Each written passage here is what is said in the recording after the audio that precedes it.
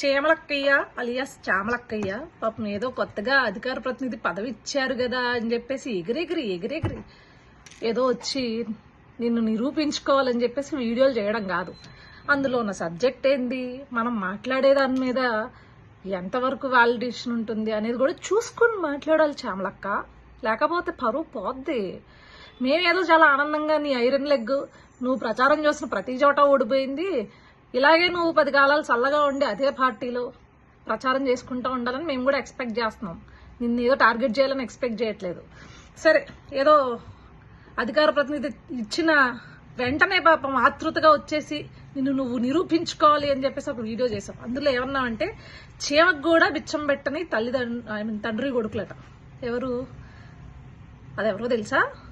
నేను పుట్టి బుద్ధి ఎరిగిన దగ్గర నుంచి, నాకు రాజకీయాల గురించి తెలిసిన దగ్గర నుంచి, ఏదైతే నువ్వు పార్టీలో ఉన్నావో ఆయన గారు కావచ్చు, ఆయన తండ్రి గారు కావచ్చు, గవర్నమెంట్ తరపున కాకుండా, అంటే గవర్నమెంట్లో ఏదన్నా పథకాలు కానీ పెట్టారేమో తప్పించి గవర్నమెంట్ తరపున కాకుండా ఏనాడు సొంతంగా వాళ్ళు ప్రజలకు చేసింది కానీ లేకపోతే ప్రజలకి పెట్టింది కానీ ఏనాడు ఈ రాష్ట్రంలో ఉన్న ప్రజలైతే చూసింది లేదు, కనింది లేదు, వినింది లేదు. కానీ ఇక్కడికి వచ్చేసరికి నారా భువనేశ్వరి గారి ఆధ్వర్యంలో ఎన్టీఆర్ ట్రస్ట్ ద్వారా ప్రతి ఏటా కొన్ని వందల వేల జీవితాలు బాగుపడుతున్నాయి.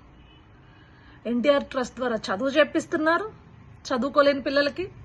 అదేవిధంగా ఎన్టీఆర్ ట్రస్ట్ ద్వారా ఏదైతే ప్రకృతి విపత్తులు వస్తాయో లేకపోతే రాష్ట్రంలో అవసరం ఉంది అన్న చోటల్లా వాళ్ళు వచ్చి వాళ్ళ సాయాన్ని అందించిన పరిస్థితి మనం చూసాం.